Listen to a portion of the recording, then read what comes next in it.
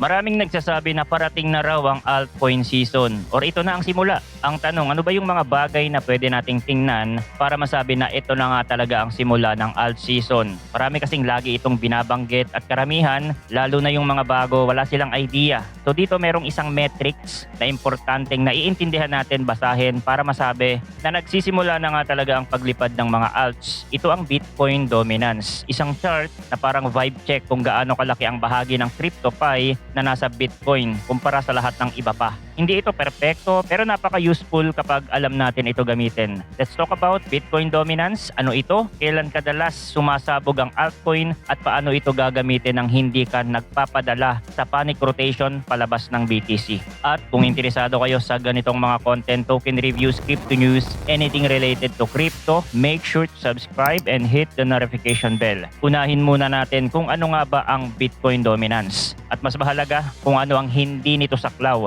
Ang Bitcoin dominance na makikita bilang BTC.D sa TradingView ay sukat ng percentage ng crypto market na napupunta kay BTC base sa top 125 coins. Kapag tumataas ang Bitcoin dominance, ibig sabihin favored ng market ang BTC. Kapag bumababa naman, mas lumalaki ang appetite para sa mga shiny altcoins o minsan stable coins. Dahil dito, pwede nating gamiting parang compass ang dominance para mag-navigate ng sentiment at altcoin appetite. Halimbawa, steady ang akyat ng dominance mula sa around 40% noong December 2022 hanggang sa recent high na about 66%. Largely dahil ito sa capital na bumuhos sa mga bagong launch na ETF at sa corporate treasuries. Nakapaint din sa chart ang pretty picture ng BTC na nananalo ng spotlight at tumatatag bilang institutionally accepted asset. Ibig sabihin ang Bitcoin dominance ay nakatingin lang sa Bitcoin kumpara sa top 125 crypto by market cap. Kapag nakatitig tayo sa dominance chart, BTC versus ang pinakamalaking slice ng altcoin universe, ang tinitingnan natin hindi every token na na-launch ever. Marami ang nagugulat dito kasi madalas i-quote ang dominance na parang literal na share ni Bitcoin sa total crypto market. Pero ang totoo, karamihan ng total value ng crypto ay nasa top 125 pa rin. Kaya kahit maraming small caps ang hindi nakakasali, nasasabi pa rin ng numbers kung saan nakapark ang karamihan ng pera at paano dumadaloy ang capital sa cryptosphere. Make no mistakes, useful ito sa investors na gustong i-assess ang market. Pero tulad ng anumang metric, hindi ito perpekto.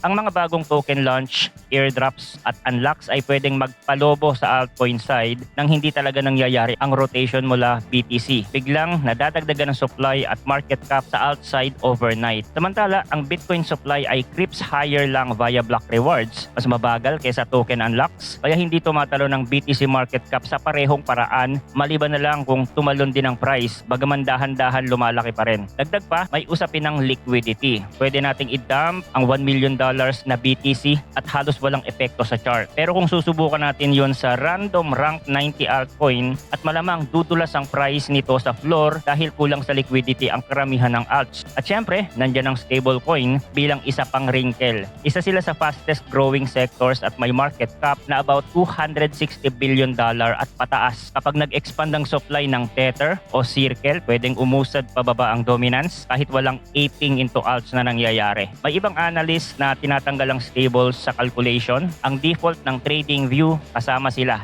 Tandaan lang natin ito kapag kinekwenta kung gaano kalaki ang slice ni BTC sa pie. Dahil dito, mas magandang isipin ang Bitcoin dominance hindi lang bilang gospel, kundi bilang money flow thermometer sa pagitan ng Bitcoin at lahat ng iba pang may meaningful size. Kapag alam natin ang boundaries ng basket at ang distortions na pwedeng magtulak sa numbers, titigil itong maging misteryosong figure at magiging handy signal bago natin gamitin ang signal para hulaan ang direksyon. Zoom out muna tayo. Paano ba umasta ang dominance sa mga nakaraang cycles? Halos lahat ng alt season na maaalala natin ay kaakibat ng malaking slide sa Bitcoin dominance. Hindi lang simple drop. Yan ang pattern na hinahanap natin. Kung babalik tayo sa January 2017, sa loob ng isang taon, nag-crater ang share ni Bitcoin mula mid 90% papuntang mid 30%. Naka-align ito sa ICO boom, ang original altcoin mania, kung saan Ethereum, XRP at libo-libong bagong hopefuls ang sumabog pataas habang lumiit ang piraso ng pie ni BTC. Fast forward sa huling big run noong 2021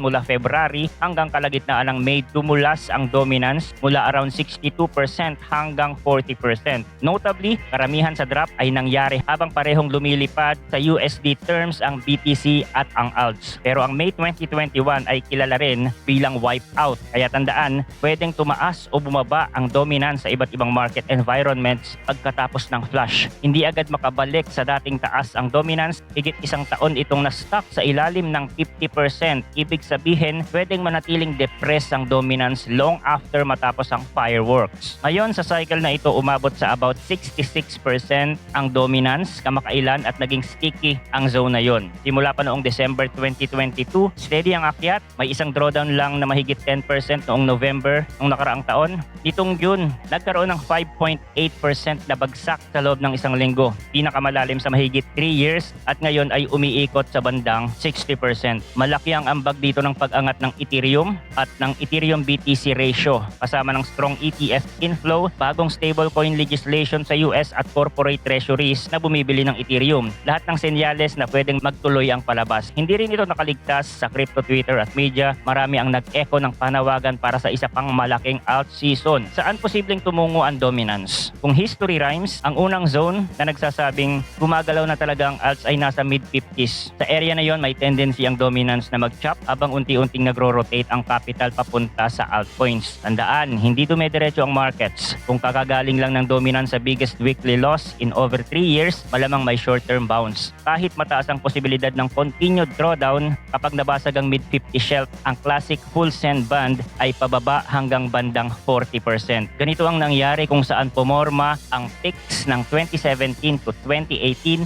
at 2021 altcoin cycle. Hindi nito sinasabing uulit ng perpekto, pero nagbibigay ito ng realistic target. At kapag sumadsad na ang dominance, kaya nitong manatiling mababa ng maraming buwan kahit matapos ang potential blow-off top bago muling bumalik ang leadership ni BTC. Hindi laging instant ang snapback matapos magsimula ang bear market. Ano ang nagtutulak sa metric na ito? Sa cycle na ito, kakaibang cocktail ang nagtulak pataas sa dominance. Una, ang spot Bitcoin ETF narrative na sinundan ng tunay na capital inflows pagkalunsad nila plus relentless corporate buying. Ayon sa running tallies, US spot Bitcoin ETF ay nakapag-stock ng roughly $54 billion na net inflows mula January 2024. Kasabay nito naging trend ang corporations na naglalagay ng BTC sa treasuries. Sinimulan ni Michael Saylor ng MicroStrategy na kilala na ngayon bilang Strategy. Ang firm na ito ay nag-accumulate ng humigit kumulang 607,000 BTC. Tinatayang about $72 billion sa kasalukuyang price. Ang constant bidding na yan ang umaalalay sa share ni Bitcoin habang ang maraming alts ay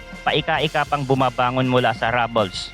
Siyempre, buhay pa rin ang classic risk on, risk off. Kapag edgy ang market, dumadaloy ang capital sa safe orange coin at tumataas ang dominance. Kapag bumabalik ang confidence, kumakalat ang pera sa alts at bumababa ang dominance. Kakakita lang natin ang preview nito, nearly 6% na bagsak sa isang linggo noong June. Ang pinaka-sharp mula 2022, classic alts are waking up behavior. Lalo pang umigting ang flows papunta sa non-BTC majors. Noong July, ang spot Ethereum ETF ay nakahila ng record na roughly $727 million sa isang araw at mahigit $2 billion sa isang linggo. Malinaw ang parallel sa ETF-driven momentum ng BTC at inutumbasan pa ng mga kumpanya na kumokopya sa BTC Treasury playbook. Ngayon naman, Ethereum Treasuries. Kung magpapatuloy ang pag-absorb ng institutional dollars sa Ethereum, lalo na kung maidadagdag ang ETF staking, mahihila nito pababa ang dominance dahil hindi lang ang BTC ang binibili ng capital. Historically, kapag umaakit ang Ethereum ng ganito,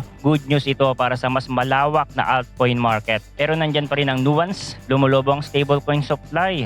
Roughly $100 billion ang nadagdag sa loob ng isang taon. At ganoon din ang token unlocks. Mas maraming float sa alt side equals pwedeng umusad pababa ang dominance kahit walang lumilipat sa sats.